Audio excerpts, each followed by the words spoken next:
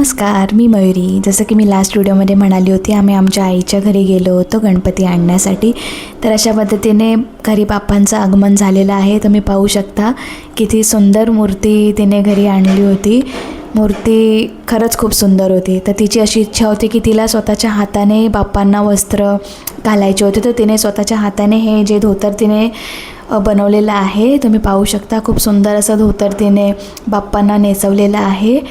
ही बघा डिझाईन धोतरची तिने ह्या निऱ्या आणि प्रॉपर लेस हे सगळं तिने स्वतःच्या हाताने शिवलेलं आहे. आता नेक्स्ट तिने जो फेटा असतो बाप्पांसाठी तो स्वतःच्या हातानेच असा तयार करून, खूप मेहनतीने ही आहे आमची कारीगर. आणि तो मागे माझा भाऊ आहे, त्याला इग्नोर करा आणि पुढे जाऊया.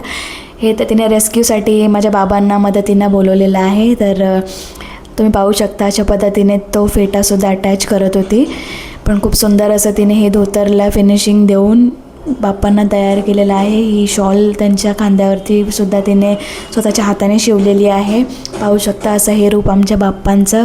मला कमेंट सेक्शनमध्ये कळवा तुम्हाला आमची ही मूर्ती कशी वाटली ती. आणि माझ्या आईची मेहनत खरंच रंगाला आले की नाही ते मला कळवा माझ्या कमेंट सेक्शनमध्ये. आणि हे आहेत आमचे फायनल बाप्पांचे रूप.